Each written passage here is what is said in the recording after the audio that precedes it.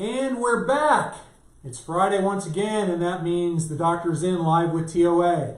I'm Stahlman, I'm your host, and as you can see, I have a young friend here with me.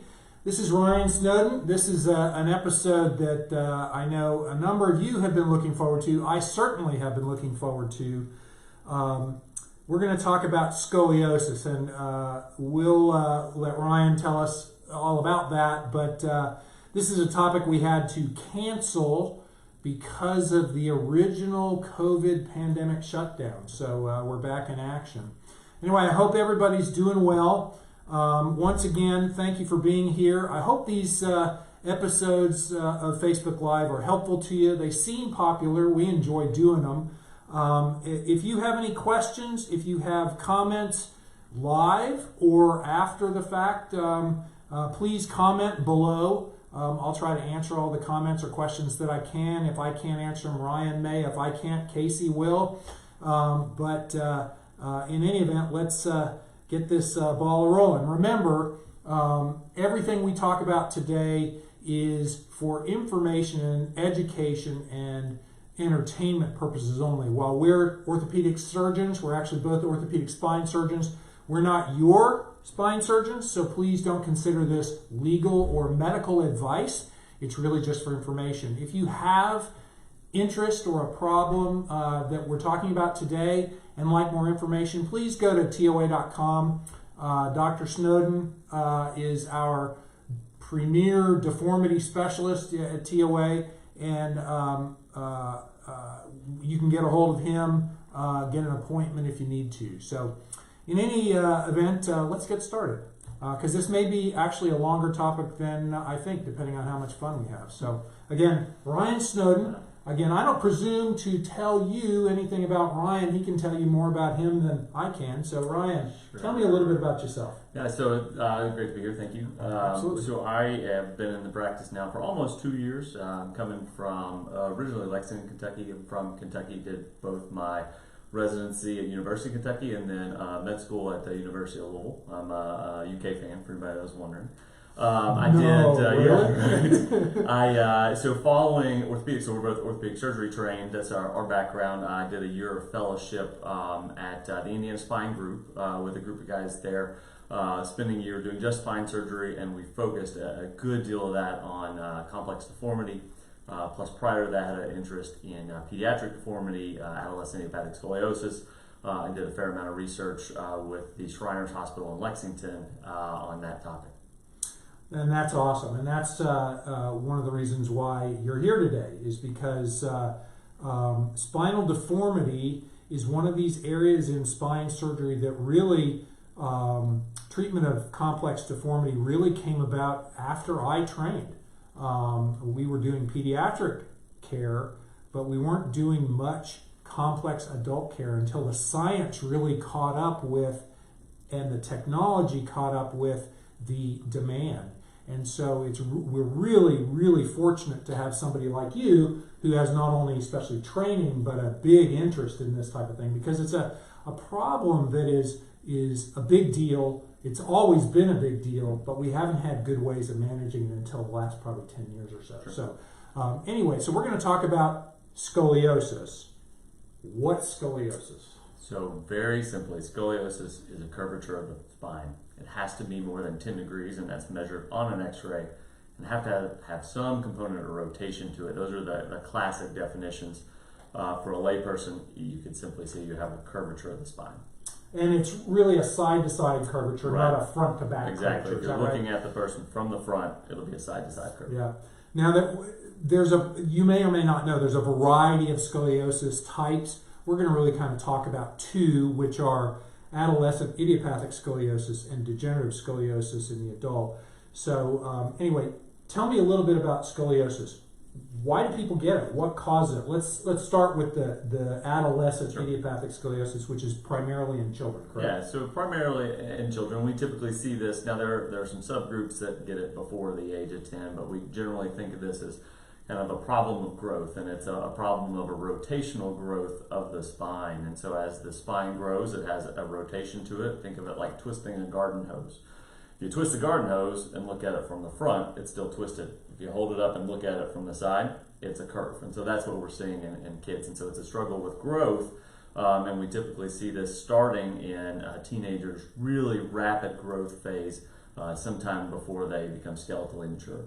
Is there any idea of why some kids have a problem with scoliosis and some don't? So the short answer is, for idiopathic scoliosis, it really means we don't know. There are certainly some family history involved there.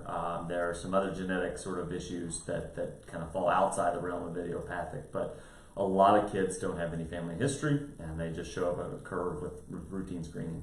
And then how do you find scoliosis in the kid? Yeah, idiopathic absolutely. scoliosis. So the most common patient is seen in regular pediatric screening exams. There's two ways to do it. One is by imaging and ultrasound. There are ways that you can do that. Typically, it's with what's called an Adams Ford bend test, which is where the patient will actually bend over in front of the doctor. Because it's rotation, there's usually some sort of rib and or flank prominence, and so that change in level is picked up by the, usually, again, pediatrician, and therefore they get sent for x-rays and they end up in our office. So in the, you mentioned that it's really associated primarily with the growth phase, and this is something that affects girls more than boys, typically, right? Typically, sure. And what's important about observing, catching, and managing scoliosis in the growing child? Why is that an important problem? So the reason we screen for it and want to catch it early is because you can affect the long-term outcome of how big that curve is if it's caught early, still within the period of growth.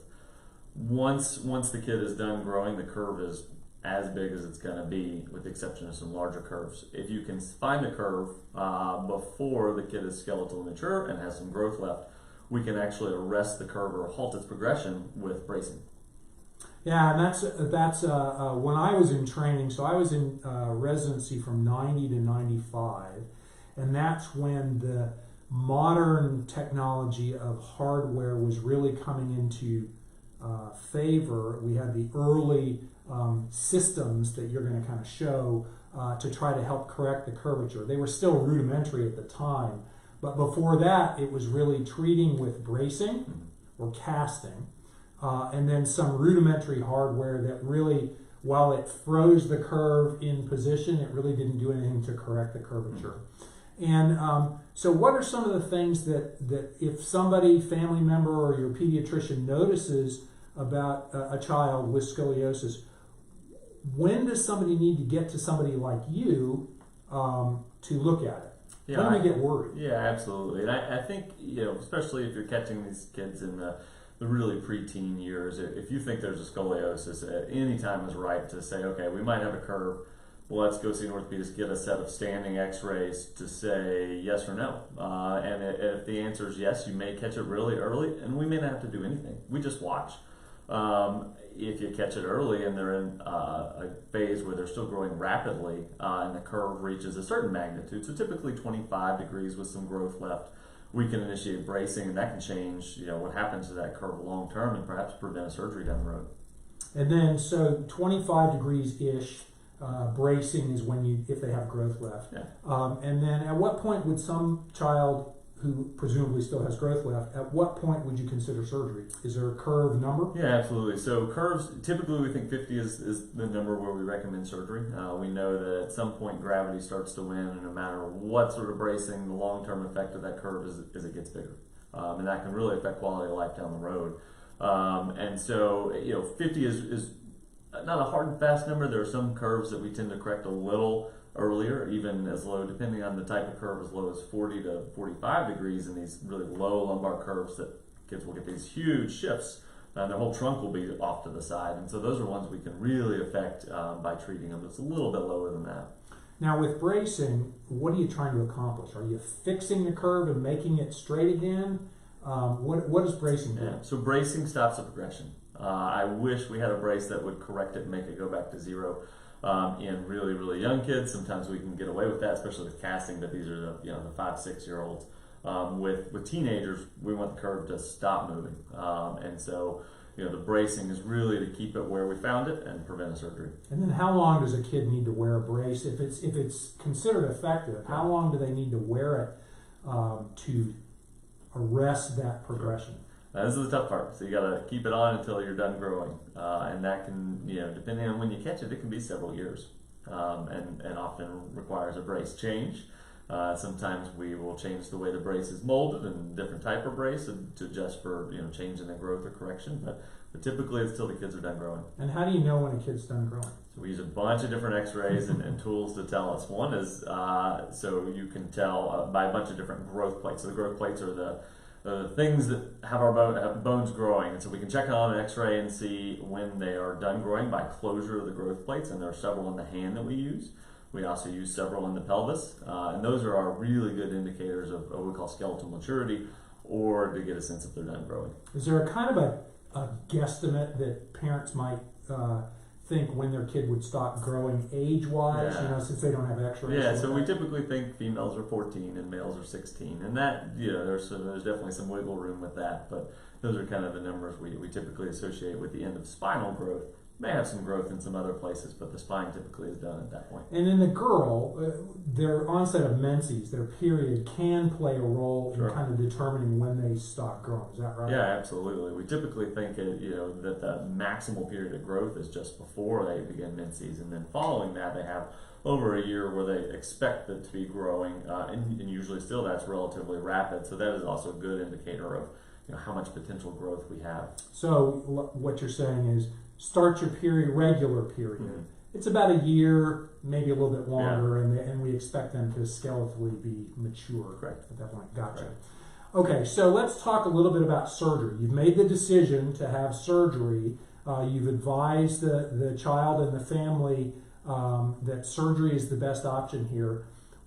Give me a little idea of what you tell parents and children, why you're doing surgery, what's involved, and what to expect. Sure. So the reason we usually recommend surgery as a teenager versus a 30-year-old versus a 50-year-old is number one, that we know these bigger curves will continue to get bigger.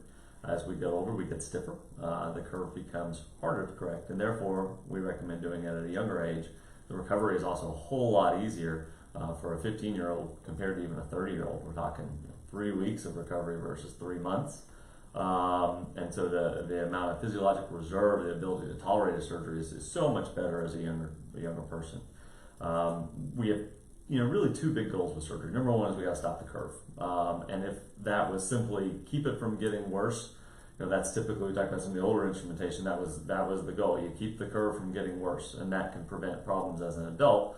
Now with our modern instrumentation, we're really going for what we would call a balanced correction. So we want the curve to be corrected. Maybe not perfectly straight on an X-ray, but we want the skeleton to be balanced. So we want head to be over pelvis and be able to stand up with good posture. And so those are the two main goals of the surgery. And how do you accomplish that surgically? So there are really two primary ways of doing that. One is an all posterior approach, where we use a set of screws and rods, and the rods are ideally bent to your spinal alignment, and we actually bring your spine to that rod. Again, adolescents usually are very mobile, and they're able to do this with some ease. There is another technique where you actually go from kind of an anterior lateral approach to correct the spine, and there are certain scoliosis where that is indicated. It tends to be less common though than the all posterior approach. You have some models here. Yeah, absolutely. Is this a time to kind of look at a curve?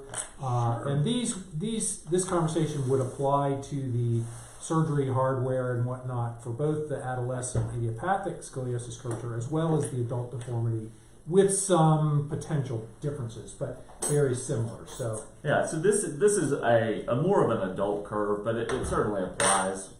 The thoracic spine starts just at your collarbones and ends just at your last level of your rib. Your low back encompasses 5 vertebrae attached to your pelvis or your sacrum for anatomy purposes. Pediatric or adult or adolescent scoliosis typically have a curvature in the thoracic spine. So the majority of their structural curve, meaning the curve that drives this, is in the thoracic spine, whereas adults tend to have a little bit of a lower curve. Now there can be a combination of both, and that's not hard and fast rules. So this is a decent model. There is some rotation to it, so these vertebrae will actually rotate. Your ribs are attached, and so that's why you get this kind of elevation of one side. And the way that we correct this is by using screws. So these kind of shiny metal pieces are screws that we put into the bones themselves. They go from the back and they go all the way into the front to the vertebral body and provide a really stable fixation point. And then we use a metal rod. This is a cobalt chrome rod, which is really stiff. We seat the rod in the spine, and then we have a series of reducers that will actually bring the spine to the rod, and we'll see if we can get it to do a little bit here just using my hand. And we can slowly move this upwards and upwards and upwards. Sorry, we're missing You got a bad assistant. Yeah. So one of the things, the purpose of the screws is really just to hold on to the bone. It's just an anchor point. The purpose of the rod is to guide where the correction is going to be. Correct. And then the purpose of the screws and rods together is to essentially hold that position. Right. And that's exactly what we're doing. We're trying to use the rod and really bring the spine to the rod. The rods are very stiff and provide quite a bit of correction. And so we're able to manipulate those to bring the spine back over into its correct position. And then is that itself what's called fusion, or is there actually another component that we do to create fusion? Yeah, so absolutely. Fusion in and of itself is a whole different process. So the rods and screws, if you just left it like this, at some point are probably going to wear out. And so what we do is create a fusion, and really we're tricking your body into healing a fracture. We roughen up the surface of the bone and use bone graft, typically a combination of your bone and some allograft, and lay that over top of our roughed up bone. Your body will then heal that, turning multiple separate bones into one large piece of bone. That's right. So it literally fuses each separate piece together and makes this solid. That's the whole point of allowing us to hold the pieces together in any type of spine fusion surgery. Just like you said, we're tricking the body into thinking it's got a broken bone. Absolutely. So what are some of the common questions that parents and kids have with regard to the healing process and what their life is going to be like afterwards? Absolutely. Kind of the top five. What are the top 5 or 10 questions? So number one is, how long am I going to be in the hospital? What is the recovery? And then you can kind of think of that in 2 stages. One is that really immediate post-op recovery. You had a surgery, things are going a little slow, and you're not back to your normal activities. Typically for our pediatric patients, when I see them back at 3 weeks, they are not taking pain medicine, or walking independently. They've gotten back to their normal day-to-day routines with some ease, and at that point, most of them are able to go back to school. And so that that return to normal life is pretty quick. When we get to the higher level things like athletics, that's a big one. So, when can I shoot basketball or play soccer or do these sort of things that require a little more stress on the body? Typically, we start those somewhere around 3 months. And the reason 3 months is because we think that bones need about 3 months to heal. And so you get the strength, so you don't stress our screw rod construct somewhere around 3 months. What are the risks that parents worry about? Because I know kids don't worry about risks. Yeah, that's right. What are the risks that you talk about with the parents that are really important in this particular type of surgery? Absolutely. So these are big surgeries for anybody to undergo, even really healthy kids. And so, of course, the normal surgery things like infection, that rate is incredibly low for pediatric patients. Less than 1%. Obviously everybody, am I going to be paralyzed? Am I going to have a nerve injury? And that rate, again, is incredibly low. And we do a lot of things to monitor both the nerves and spinal cord during surgery, make sure the surgery is done safely. And the rate of that happening is, again, extremely low. The other big thing is okay, how is my posture going to be? How's my balance? What am I going to look like after surgery? And so that's why, from an intraoperative standpoint, we do a lot of things to not, it doesn't always have to be a perfect correction, but we want the spine to be balanced. And the other big one is, how much motion am I going to lose? Because it's a fusion. We're taking something away. Typically for our adolescents, these are almost always selective thoracic fusions for the typical scoliosis curvature, which means we're fusing a portion of the spine. Not all the way down. Exactly. So it'll be the portion of the spine that is attached to the ribs. This is a relatively stiff segment of bone and has some motion certainly, but not a ton. And so as long as we leave the lumbar spine alone, motion-wise, a lot of the times it's fairly imperceptible.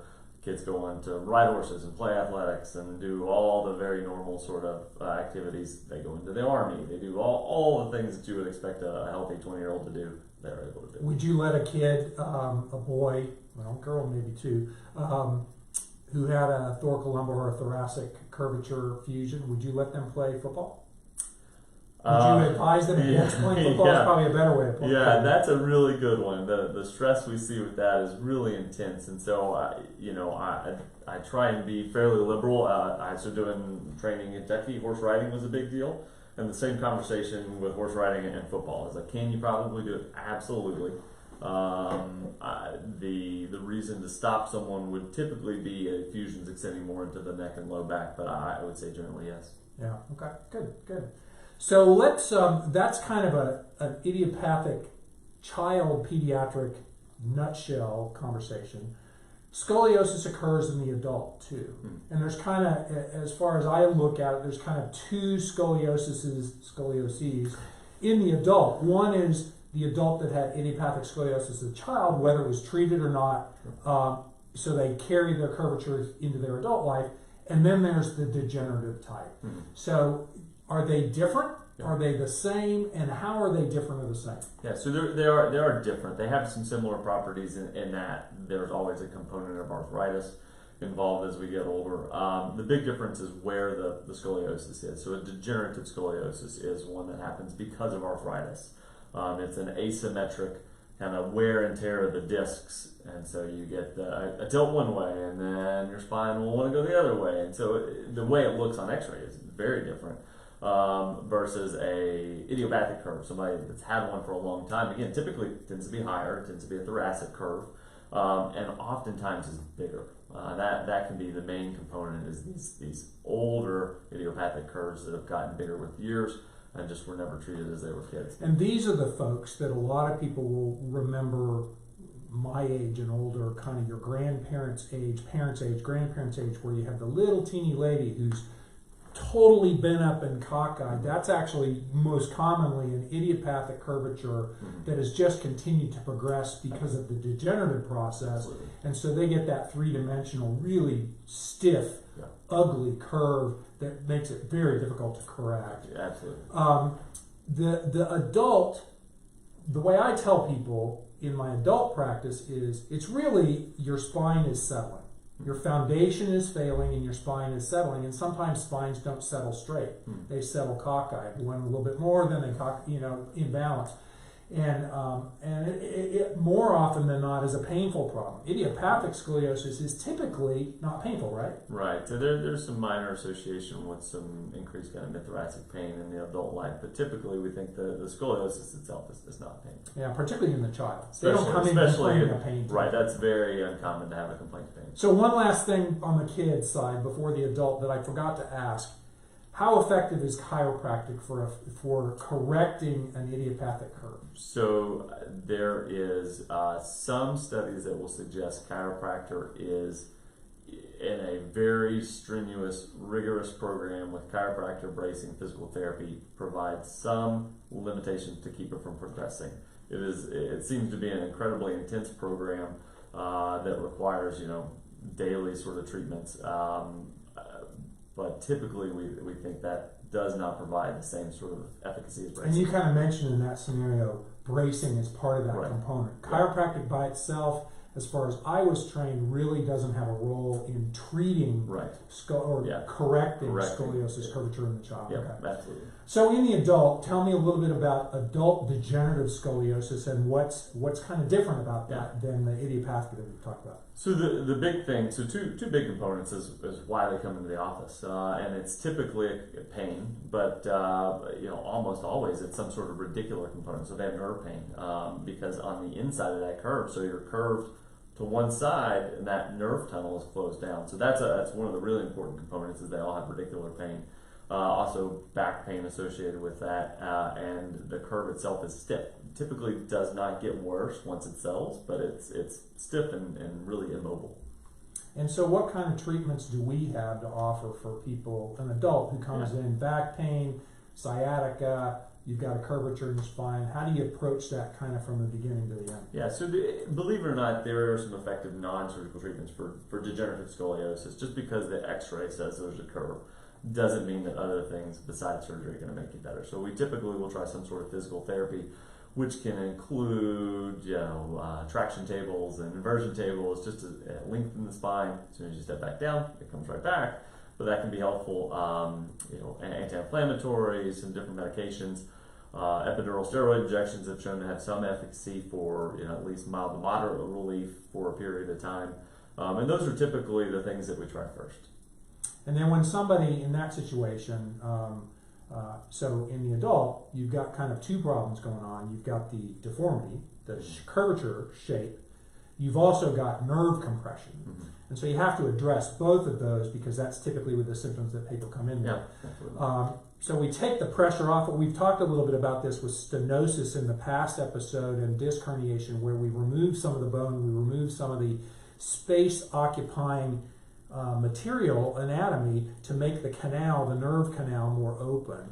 So that's often part of this process. Mm-hmm. What's different in the correction of the curvature in the adult than it would be in the child? I think there are some additional things that you potentially have to think of. Absolutely. So number one, it's definitely more work. And because of the stiffness of the curve, your spine just does not want to go back into place. And so we have to do things to make it loose again. And that typically involves some sort of osteotomy, and that means removing an additional portion of the bone than we would typically do for like a decompression or a laminectomy. The joints or the facets in the spine, there's two paired on either side. Typically, those both are removed. The disc space itself we can access, and by removing some of the disc, we can either prop open one side of the curve with a small spacer, or even, depending on the nature of the curve, can go from the front to open up that space with a more aggressive implant and provide some correction that way. The big change is if it's very stiff, if you have fusions already, if there's bone that is completely overgrown. Oftentimes that requires a larger osteotomy where we take a pretty sizable portion of the vertebral body out, usually in a wedge sort of format or sort of shape that allows us to kind of recreate the natural bend for the spine. And then the goal ultimately is to try to get their head over their pelvis, their shoulders level, and their ability to look straight ahead again. Is that right? Absolutely. So we know if we don't you can get into numbers, and a lot of numbers you can play around with here, but ideally your pelvis is matched to your lumbar spine. If we don't match that, people aren't happy. And that's part of the problem. When I came through training, we didn't really understand the mechanics of the three-dimensional spine, the upright body, and so when we fused people for a spinal problem, even adult deformity, many times we would fuse them in a position that was actually detrimental to their comfort. We make their backs too flat, or that we wouldn't correct the arching of their back backwards so their head was more upright and their posture was better. And so we'd fuse people into a more flexed position. And what we found was that was actually quite problematic down the road for these people. And so the science really developed over the last probably 20 years, would you say? Yeah, really, it's like mid-2000s. Yeah, where looking at the mechanics of the spine, looking at the balance of the spine became much more of an important part of our treatment for this. And the techniques that came because of that information have really been revolutionary in helping people. I mean, it's a huge operation, sure, but it's pretty well tolerated by most people. Yeah. Despite the fact that it's a really big operation, right? Absolutely. Just it's certainly a big operation. Yeah. There's no way around that. And if you look at the studies that kind of say, okay, if we take everybody that's had this, how do people do? The outcomes are actually very good.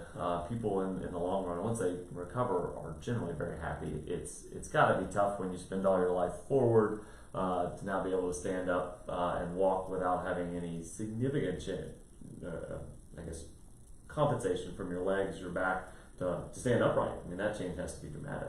Yeah, it is a slow process because many times in the adult in particular, they've gone on for a very long time in an altered mechanics or altered posture. Their body's compensated. They've lost a lot of muscle mass, tone, and flexibility, and then you change them. There's a lot of catching up to do. So it's not a 3-month process like it is in a kid. Yeah. It's a year to a 2-year recovery process to kind of get as good as you're going to get. Yeah, correct? Absolutely. It's you're kind of in it for the long haul. But again, most people are very happy to have it done. What would be some things in the adult that probably would not be a good idea to perform surgery for their deformity. What I'm thinking is not all deformities should have an operation. Absolutely. So there are certainly people who just physiologically can't tolerate these operations, and it's certainly typically older people. As you start to get 75, 80, really healthy people may be candidates for it. But that's when we start to see several medical problems accumulate. The big thing is osteoporosis, and that is the big risk factor for you do a big surgery. We require these rods and screws to hold their position, and if the bone won't support them, it's not going to work. And so that's the big no. Right, and that's the big thing too that people need to understand is the rods and screws aren't the fusion. The bone growth is the fusion. But if the rods and screws can't hold into the bone long enough to allow the bone to fuse together, they're going to fail. Yeah. And that's a disaster for everybody. It is. Because sometimes we can't fix that because the bone's so soft. So it's something it's a lot harder to make the decision about treating the adult because there are lots of nuances to their care. The kids, I always used to say, kids are like lizards. They grow their tail back when you cut it off. They kind of heal, their spine fuses. If you just open it up and close it back up, they're kind of magical. Yeah.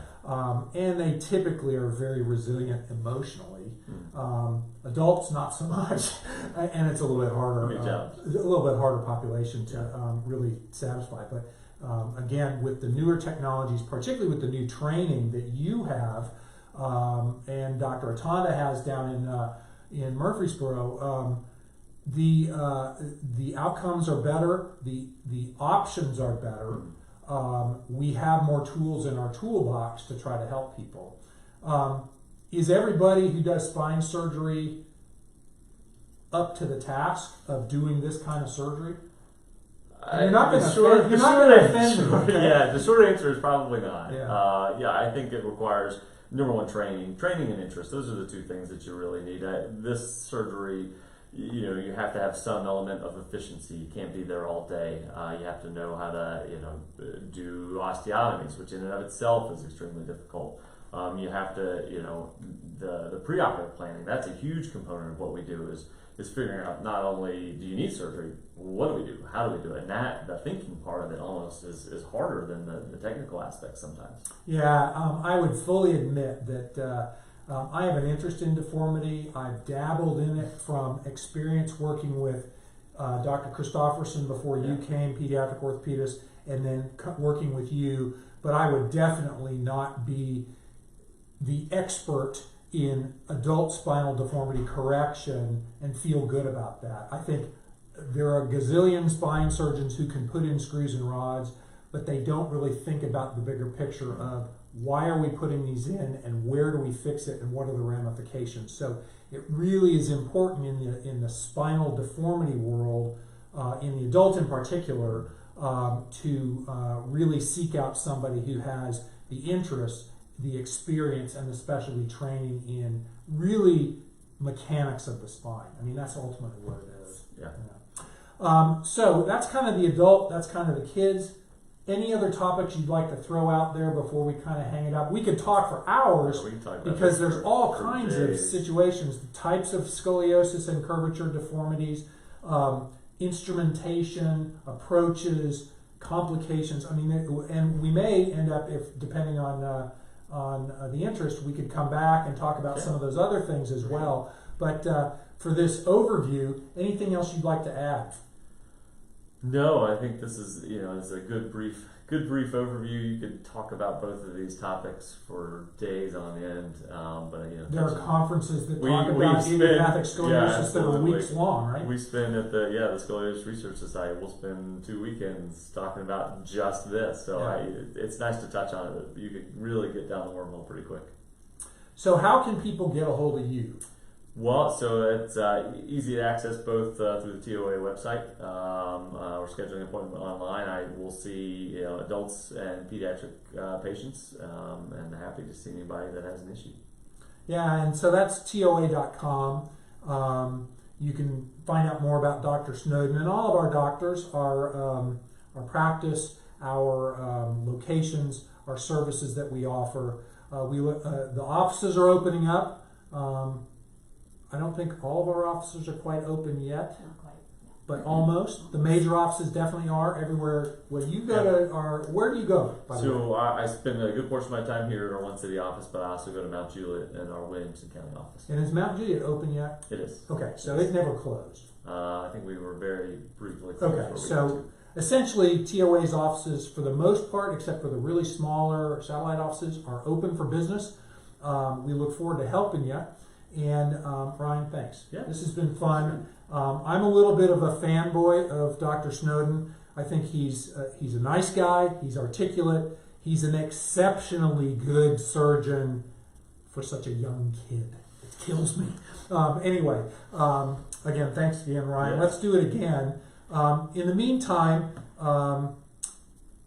TOA.com will give you some answers. If you have problems, if you have questions, let us help you. Let us get a hold of you, and we'll find somebody who can fit into your schedule and your interests and your needs to try to get you some care. Again, TOA is the oldest and largest orthopedic practice in Middle Tennessee, and we're proud of that fact. We've been here 100 years, almost, and we plan to be here at least another 100 years. Not me, but maybe Snowden, I don't know. But in any event, give us a look at, and stay safe out there. Don't do stupid stuff with stupid people at stupid times of the day, as an old mentor told me, and go out there and live your best life.